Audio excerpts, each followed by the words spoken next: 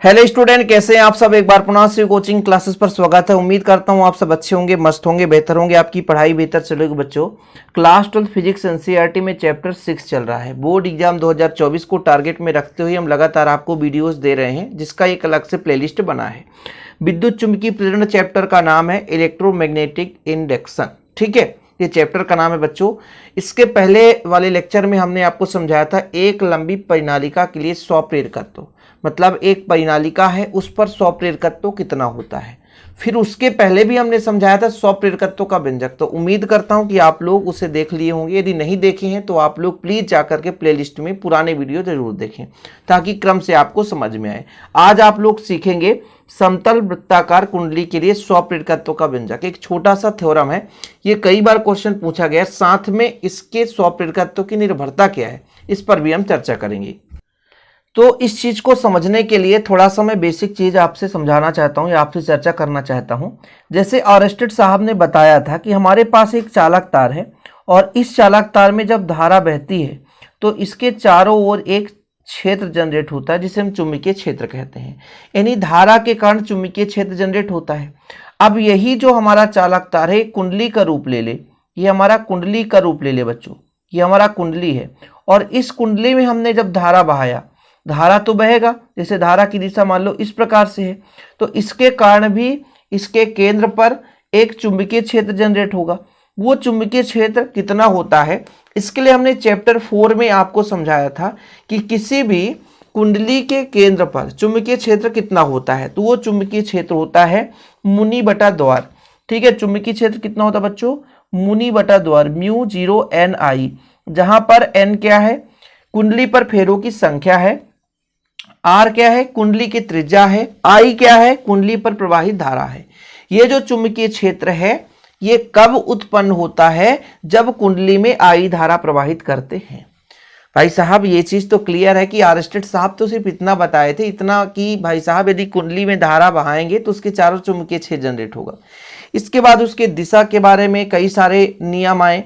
इसके बाद उसके कारण जैसे हम किस चालक में तार में धारा बहाते हैं तो उसके आर दूरी पर कितना चुंबकीय क्षेत्र होता है, फिर कुंडली पर कितना चुंबकीय क्षेत्र होता है, फिर परिनालिका ले ली गई, परिनालिका पर कितने चुंबकीय क्षेत्र होता है। जैसे एक परिनालिका है तो उस पर चुंबकीय क्षेत्र होता है मुनि, बस म्यू 0 एन आई।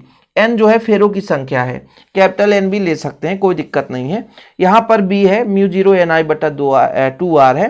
द्वार, मुनि बटा द्वार, ये आपका ट्रिक है। ये कुंडली के, जैसे हमारे पास एक वृत्ताकार कुंडली दिख रहा है, इसमें फेरों की संख्या कई सारे फेरे हैं।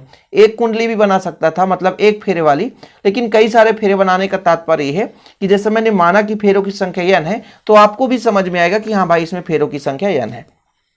तो हमने एक कुंडली ले ली बच्चों, एक वृत्ताकार कुंडली है जिसकी त्रिज्या r है। अब कुंडली आपको समझ में यदि नहीं आ रहा होगा तो कभी आप मोटर या कोई किसी का भी मोटर आप देखना, अंदर जो कॉइल, या कि आप लोग किसी भी इलेक्ट्रॉनिक दुकान पे जाना तो जो वायर होता है ना, एक मान लीजिए एक उसका सांचा होता है, कहने का मतलब एक कुचालक पदार्थ होता है, उसके चारों ओर क्या है, तांबे की तार लपेट कर रखी जाती है, तो एक प्रकार से कुंडली दिखाई देगा। आप लोग ऐसा कर सकते हैं, या बार बार तांबे के तार को लपेट लो वृत्ताकार भाग में, तो आपका एक कुंडली बन जाता है। किसी भी मोटर की बाइंडिंग की जाती है ना, तो उसी प्रकार से कुंडली बना करके उसके अंदर चालक मतलब जो आपका तांबे का तार होता है या एल्यूमिनियम का तार होगा, वो उसके अंदर कुंडली बनाकर ही डाली जाती है। आप किसी भी मोटर बाइंडिंग की दुकान में जाकर देख सकते हैं। तो ये कुंडली समझ में आ गया कि मतलब कई बार हम उसको लपेट दें वृत्ताकार नुमा तो एक कुंडली बन जाती है।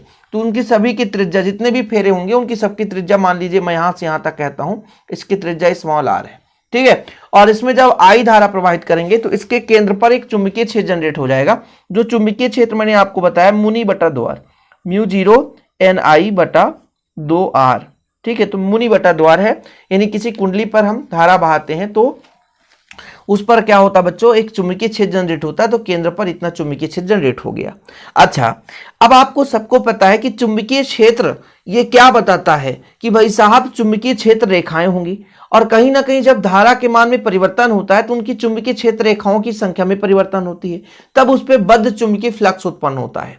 या कि मान लीजिए एक समान ही चुंबकीय क्षेत्र है फिर भी उसमें चुंबकीय क्षेत्र रेखाएं होंगी तो उस पर बद्ध चुंबकीय फ्लक्स होगा।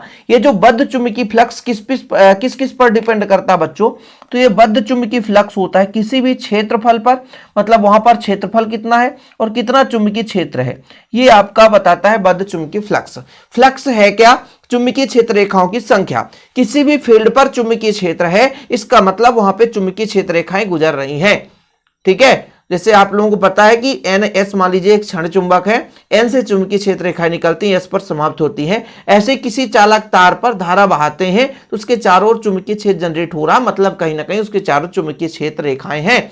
वही चुंबकीय क्षेत्र रेखा जो संख्या होती है वो चुंबकीय फ्लक्स कहलाती है। यानी किसी भी तल से लंबवत गुजरने वाली कुल चुंबकीय क्षेत्र रेखाओं की संख्या चुंबकीय फ्लक्स कहलाती है। वो किन किन चीजों पर डिपेंड करती है? एक तो चुंबकीय क्षेत्र पर डिपेंड करती है और दूसरा क्षेत्रफल पर डिपेंड करती है। जैसे हमारा मान लीजिए कुंडली वृत्ताकार है, तब इसका क्षेत्रफल कितना होगा? तो वृत्ताकार कुंडली का क्षेत्रफल यानी वृत्त के क्षेत्रफल के बराबर यानी पाई आर स्क्वायर के बराबर होगा। ये चीज आपको क्लियर रखना चाहिए। कहीं ना कहीं भैया यहां पर हम फ्लक्स निकालेंगे तो काम आएगा, तो ये चीज तो क्लियर है। अब फ्लक्स क्यों निकाला जाता है, इसके कारण फ्लक्स क्यों निकालेंगे भाई? आप लोगों ने स्वप्रेरकत्व तो पढ़ा है कि स्वप्रेरकत्व का फार्मूला क्या होता है? L बराबर N फाई बी बटा आई। तो हमने आई तो धारा प्रवाहित किया है, लेकिन N फाई बी क्या है? फाई बी आपका है बच्चों चुंबकीय फ्लक्स, जिसे फ्लक्स बंधता के नाम से भी जाना जाता है, और N फेरों की संख्या।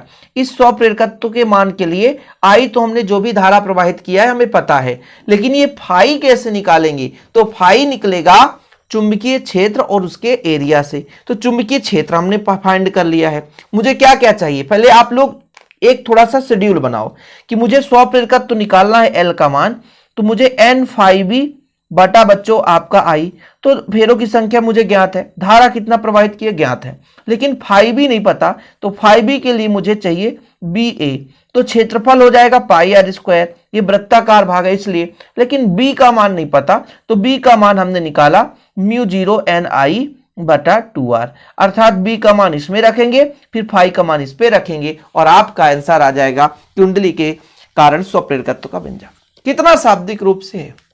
ठीक है, तो यहां पर मैं आपसे कहना चाहूं भाई साहब कि मान लीजिए हम मान लें कि कुंडली के तल पर एक समान चुंबकीय क्षेत्र है, तो उसके प्रत्येक फेरे से कितना चुंबकीय फ्लक्स होगा? V इंटू ए। बी इंटू ए का मतलब बी उसके क्षेत्र, मतलब बी का मतलब होता है चुंबकीय क्षेत्र और कैपिटल ए का मतलब होता है उस वृत्ताकार कुंडली का क्षेत्रफल। तो यहां पर थोड़ा लिख भी लेंगे कि माना कुंडली के तल पर चुंबकीय क्षेत्र एक समान है, तो जो आपका यहां पर फ्लक्स बंधता है या चुंबकीय फ्लक्स कितना होगा बच्चों? तो फाई बी का जो मान है वो मैंने कहा एक तो चुंबकीय क्षेत्र कितना है और कितना क्षेत्रफल है। अब यहां पर बच्चों चुंबकीय क्षेत्र कितना है, यहां पर आप देखो म्यू 0 एन आई बटा 2r यानी 2r, और क्षेत्रफल आपको सबको पता है कि ये पाई आर स्क्वायर हो गया। कोष्टक में मैं यहां पे लिख भी दूंगा भैया कि a बराबर आपका पाई आर स्क्वायर, यानी यहां पर वृत्त का क्षेत्रफल, वृत्त का क्षेत्रफल। ठीक, तो ये क्लियर रहना चाहिए कि ये कहां से आ रहा है। भाई कुछ बच्चे कहेंगे सर कहां से आ रहा, समझ में नहीं आ रहा, तो फिर परेशानी नहीं होगी। अब देखो भाई ये फाई बी बराबर कितना निकल कर आएगा बच्चों? एक आर से आर कैंसिल हो जाएगा, तो बचेगा क्या? म्यू 0, इसको पाई को हम लिख देते हैं, फिर एन है और आर तो है ही है आपका, बटा आपका यहां पे 2 है और आई है तो आई कर दिया हमने। ये आपका केवल और केवल चुंबकीय फ्लक्स है, ये तो चुंबकीय फ्लक्स है। अब हमें निकालना क्या है? स्वप्रेरकत्व। तो चूंकि यहां पे चूंकि स्वप्रेरकत्व L बराबर क्या होता है? L बराबर N फाई बी बटा आई। ठीक है, N हमारा भैया रहने दो N है, I तो I रहने दो, इस फाई बी का मान यहां से रखें बच्चों, तो म्यू 0 N पाई है तो पाई आगे पीछे लिख दिया मैंने, कोई दिक्कत नहीं, R बटा 2 और ये I है तो I कर देते हैं। अब इस I से I को काट दो, I से I को काट दो तो कितना बचेगा? म्यू 0 बचेगा पाई है तो पाई कर दो, n से n का गुणा करो तो n स्क्वायर बचेगा। ठीक है, r है बच्चों तो यहां पर r कर दो बटा 2। ये आपका कुंडली के केंद्र पर स्वप्रेरकत्व आया। लेकिन थोड़ा सा समझेंगे, मान लीजिए ये कुंडली बनाया गया है और एक नर्म लोहे पर बनाया गया, नर्म लोहे के चारों इसको लपेटा गया है। भाई कुंडली बनाते हैं तो हो सकता है केंद्र पर नर्म लोहा हो या कोई अन्य कुचालक पदार्थ हो, तो हम यहां पर नर्म लोहा मान सकते हैं। तो इसके आगे हम लिखते हैं बच्चों कि यदि वृत्ताकार जो कुंडली है वो म्यू आर आपेक्षिक चुंबकशीलता के लौह चुंबकीय पदार्थ के क्रोड पर बनी है। मतलब क्रोड जो है वो लौह चुंबकीय पदार्थ है जिसकी चुंबकशीलता इतनी है। तो भाई साहब अभी ये जो चुंबकशीलता है तार की है और ये हो गई नर्म लोहे की चुंबकशीलता, मतलब कहीं ना कहीं ये एल का मान बढ़ेगा क्योंकि चुंबकशीलता उसका भी है। तो आपका ये म्यू आर गुणा हो जाएगा, तो म्यू जीरो पहले से है, म्यू नॉट पहले से है, म्यू आर हो गया। और पाई है पाई, एन स्क्वायर तो एन स्क्वायर, आर तो आर, और नीचे आपका केवल 2 है तो 2। अब चूंकि बच्चों ये म्यू नॉट और म्यू आर इसका मान होता है आपका म्यू के बराबर। ठीक है, ये म्यू के बराबर होता है तो यहां पर हम एल बराबर कर सकते हैं म्यू। ठीक है, फिर पाई एन का स्क्वायर आर बटा 2। अब यहां से इसकी निर्भरता आप लोग डिसाइड कर सकते हो। यहां से निर्भरता कैसे डिसाइड कर सकते हो? पहला तो ये है कि ये म्यू है। ठीक है, अर्थात ये चुंबकशीलता है, यानी कुंडली के अंदर जो हमारा पदार्थ रखा है उसकी चुंबकशीलता ये म्यू है। पहले नंबर पर मैं यहां पर हेडिंग लगाता हूं निर्भरता। निर्भरता, निर्भरता किस किस पर निर्भर करता है कारक। पहला नंबर आप लोग लिखोगे कि भाई साहब कुंडली के अंदर रखे पदार्थ की चुंबकशीलता। तो यहां पर आप लिख सकते हैं ना कि कुंडली के अंदर रखे पदार्थ की चुंबकशीलता। देखो भाई यहां पे जो आपका L का मान निकल कर आया है, L का मान निकल कर आया है, ये म्यू पर डिपेंड करेगा, पाई पर तो नहीं, पाई का तो एक निश्चित वैल्यू होता है एन स्क्वायर आर बटा 2। तो यहां पर तीन चीजें हैं, इसका फिक्स मान है, इसका फिक्स मान है। एक ये वैल्यू है जो कि नरम लोहे की, जो हमारे पास कुंडली है केंद्र पर जो उसका भी जो भी पदार्थ होगा उसकी चुंबकशीलता है। और ये इस फेरों की संख्या पर डिपेंड करेगा, कितने फेरे हैं, साथ में त्रिज्या। वैसे भी जब आप ऊपर का मान बढ़ाओगे तो इसका मान बढ़ेगा। अर्थात यदि थोड़ा समझने की कोशिश करेंगे यहां पे, अर्थात यदि चुंबक के अंदर रखे पदार्थ की चुंबकशीलता अधिक है तो स्वप्रेरकत्व का मान अधिक होगा। दूसरा नंबर, यदि कुंडली में फेरों की संख्या बढ़ा दी जाए, ऊपर है तो इसके एल का मान बढ़ेगा। तीसरा नंबर, यदि कुंडली की त्रिज्या अधिक हो जाए, ठीक है, कुंडली की त्रिज्या अधिक होने पर स्वप्रेरकत्व का मान अधिक हो जाता है। यानी कहने का मतलब यह हुआ, ये जो समतल वृत्ताकार कुंडली के लिए स्वप्रेरकत्व का व्यंजक निकल कर आया वो किस किस पर डिपेंड करता है बच्चों? स्वप्रेरकत्व, एक तो यहां पर जो नरम लोहा है या उसके अंदर कोई भी पदार्थ है उसकी चुंबकशीलता, दूसरा उसके फेरों की संख्या, जिस भी तांबे के तार से लपेट करके कुंडली बनाई है उसकी फेरों की संख्या, और आर का मतलब बच्चों त्रिज्या, कुंडली की त्रिज्या कितनी है। तो इन तीन चीजों पर डिपेंड करता है।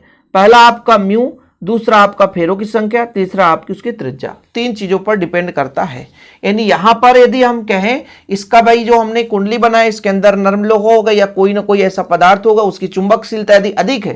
देखो भाई मैं आपको समझा रहा हूं, जिस निर्भरता मैंने कहा कि तीन कारकों पर निर्भर करती है, इतना लिख दोगे फिर भी नंबर मिल जाएगा। लेकिन इसका थोड़ा थोड़ा डिटेल लिख लो कि पहले नंबर मैंने कहा कि कुंडली के अंदर रखे पदार्थ की चुंबकशीलता पर निर्भर करता है। तो यदि उसके अंदर रखे पदार्थ की चुंबकशीलता अधिक है तो स्वप्रेरकत्व का मान अधिक होगा।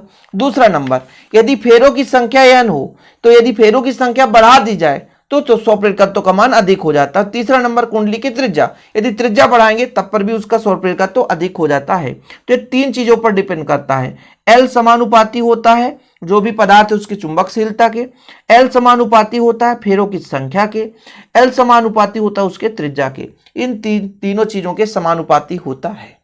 उम्मीद करता हूं बच्चों आप लोग समझ गए होंगे। 12th क्लास के लिए स्पेशल इस चैनल पे बैच चलाया जा रहा है जो फ्री ऑफ कॉस्ट में आपको यूट्यूब पे वीडियोस लेक्चर दिए जा रहे हैं। यदि इसका हैंड रिटन नोट्स लेना है तो छोटा सा अमाउंट लगता है।